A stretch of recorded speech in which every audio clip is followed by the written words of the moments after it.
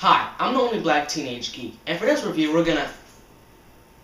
Yeah, if you probably guessed from all this memorabilia that I'm a big Price is Right fan, but can you really blame me?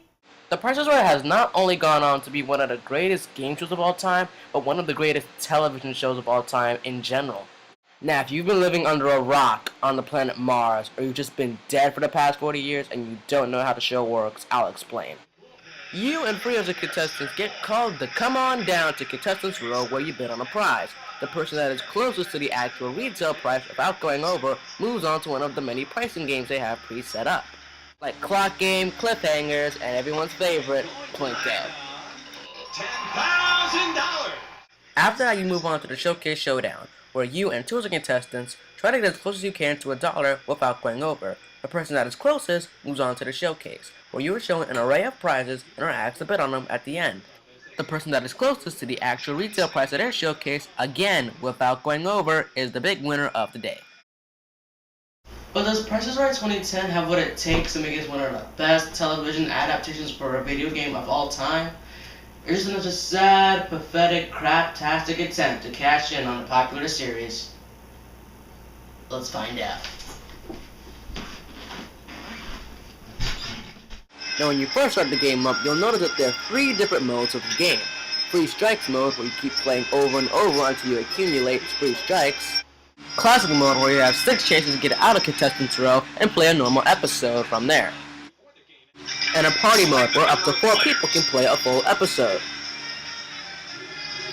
All the modes work fine, but with Contestants Row and Free Strikes, it was a little weird. Even if you get a strike, you still move on to the pricing game, which is kinda weird, but I still give gameplay 7.0 points. Unfortunately, the difficulty is when the game starts to fall apart, specifically in the big wheel. Now, in Contestants Row, it is winnable since you can basically use skill to your advantage to help you win. The wheel, on the other hand, is nothing but sheer luck whether you win or not. You can try all you want, but you'll rarely get to the showcase because of the cheating computer players.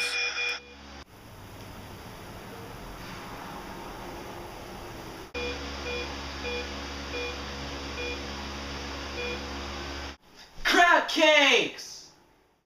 Overall, I give the crappy difficulty 5.0 points.